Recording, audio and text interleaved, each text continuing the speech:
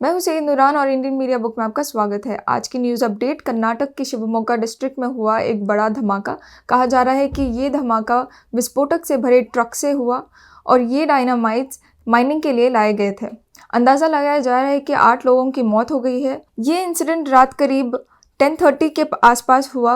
Grievance और boulders crushing facility यानी पत्थरों की भट्टी के पास हुआ। इसका शॉकवेव का असर न कि सिर्फ शिवमोगा लेकिन उसके आस पड़ोस के डिस्ट्रिक्ट्स यानी चिकमंगलुरु और दावणगेरे डिस्ट्रिक्ट्स में भी लोगों को महसूस हुआ। अगली खबर, दिल्ली में प्रोटेस्ट कर रहे किसानों ने 26 जनवरी को ट्रैक्टर रैली करने का डिसाइड किया है और उनका साथ देने के लिए कर्नाटका के किसानों ने भी ट्रैक्टर रैली करने का कहा है। 26 जनवरी को सीएम के स्पीच के बाद पूरे शहर में ट्रैक्टर रैली किया जाएगा और फ्रीडम पार्क के पास आकर रुक जाएंगे। किसानों ने कहा है कि ये बहुत पीसफुल रैली होगी और किसी भी तरह का वायलेशन नहीं किया जाएगा। अगली खबर, कर्नाटका के लिकर पॉलिसी को लेकर एक और कंट्रोवर्सी। बीजेपी की लीडर और former union minister Uma Bharati ने BJP national president JP Nadda से पब्लिक अपील की है कि वो सारे स्टेट्स में लिकर बैन कर दे जिस भी स्टेट में बीजेपी की सरकार है। उमा भारती ने ट्विटर के जरिए कई सारे रीजंस को प्रेजेंट करने की कोशिश की जिससे वो बताना चाह रही थी कि क्यों प्रोहिबिशन इंपॉर्टेंट है और पूरी तरह से लिकर बैन हो जाना चाहिए। कई सारे उन्हीं की पार्टी के लोगों ने उनको अपोज किया पर फिर भी वो अपनी बात पर अटल रही और वो पॉजिटिव इम्पैक्ट बता रही थी कि क्यों अल्कोहल प्रोहिबिशन इम्पॉर्टेंट है। उन्होंने ये एग्जाम्पल भी दिया कि कोरोना वायरस के लॉकडाउन के वक्त टोटल लिकर बैन का ही एटमॉस्फेयर था।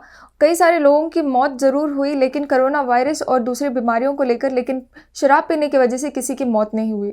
तो इस एग्जाम्पल को रखकर उन्हें अपील की है। लेकिन अब देखना यह है कि कर्नाटका स्टेट गवर्नमेंट और सेंट्रल गवर्नमेंट क्या मेजर्स लेती है उनके अपील पर।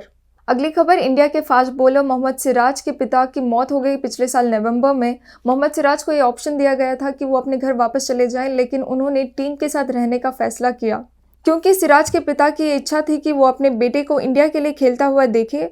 उनके पिता के सपने को पूरा करने के लिए उन्होंने टीम के साथ रहने का फैसला किया। उन्होंने ये भी कहा कि I want to thank God that I got this chance to play for India as it was my father's wish too. If he was alive today, he would have been very happy, but I know his blessings are with me.